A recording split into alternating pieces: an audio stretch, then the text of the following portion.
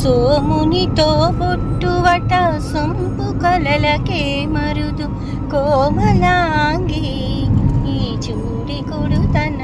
ఇంకా వరలక్ష్మీదేవి వ్రతం అయ్యి నిన్నెప్పుడో వ్రతం అయింది, ఇంకా వరలక్ష్మీదేవి పాటలే పాడుతున్నావు.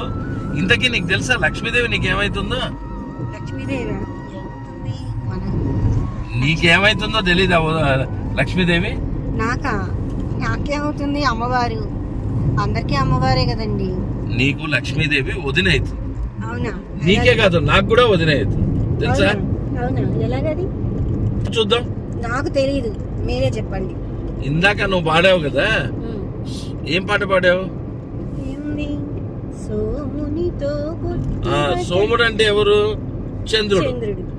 చంద్రుడు తోబుట్టు లక్ష్మీదేవి. అంటే చంద్రుడు భార్యలు ఎవరు? నక్షత్రాలు, 27 నక్షత్రాలు చంద్రుడు భార్య. సో నీ నక్షత్రం రోహిణి. రోహిణి అంటే కూడా 27 నక్షత్రాలు చంద్రుడి భార్యలు.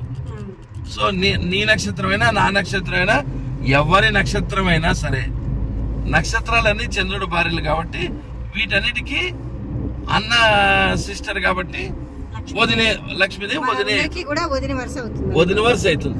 ఇది వరుసలు తెలుసుకోవాలి. అమ్మవారు మనకి తల్లే కాదండి, వదిన కూడా.